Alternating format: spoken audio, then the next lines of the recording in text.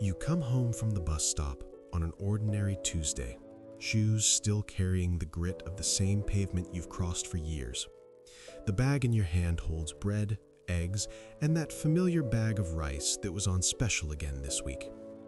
The light outside is the usual late afternoon kind, soft and neutral, and your mind is already drifting toward what to put on the stove.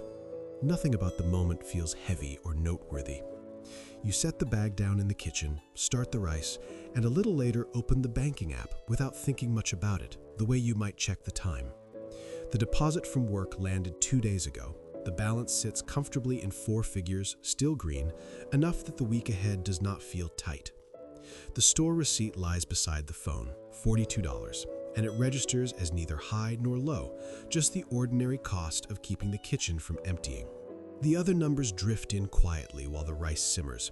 Rent clears automatically for $2,100 on the first, electricity and gas hover around $280, phone and internet take another $110, the monthly bus pass and the occasional tank of gas for weekends add roughly $160. Food, like today's run, repeated across the month, lands near $700. They settle into place without announcement, the way water disappears into rice, and the amount left afterward has stayed roughly level for the last couple of years, enough to keep the days moving forward, never quite enough to shift their shape or open any new space. The assumption that makes all of this feel harmless is simple and mostly unspoken. The current will keep flowing. The job, the deposit, the quiet machinery that is turned the same way month after month. It lets the $42 sit as background noise instead of a decision with edges. It lets the rice on the stove feel like an ordinary evening rather than a small negotiation with what's available. It lets you move through the week without the sense that each small choice is quietly testing the limits. The comfort lives right there in that continuity, the gentle agreement not to look too closely at the gap between what arrives and what remains. Most of us carry that agreement without naming it. It is why the small purchases do not feel like choices, and why the larger ones still seem far off in some distant future. It is why the evening can unfold around the table without the sense that anything is testing the structure beneath it. The comfort is real, steady, and familiar, even when the progress is not.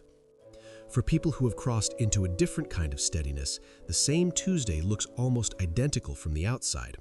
They come home from the same bus stop carrying the same kind of bag. Their receipt might still land near $42. Yet the moment sits inside a wider frame. The numbers do not press against anything because the structure was built with room underneath. The rice cooks without the invisible weight of whether next week's deposit will match this one exactly, or whether the machinery might pause for a while. When the flow does stop, when the deposit skips or the job pauses, the days do not collapse outright. The rice still cooks if you measure what is already in the cupboard and stretch it with whatever is on hand from the back of the shelf. The eggs last longer when each one is split across 2 meals instead of 1. Time that used to disappear into paid plans opens into walks that require no ticket, into conversations that continue from where they left off months earlier, into small repairs you once figured out on your own.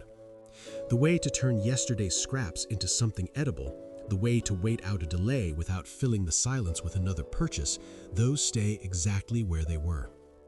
Some threads in the fabric were never drawn from the paycheck at all. If this kind of observation stays with you, the rest of them are collected in the description below.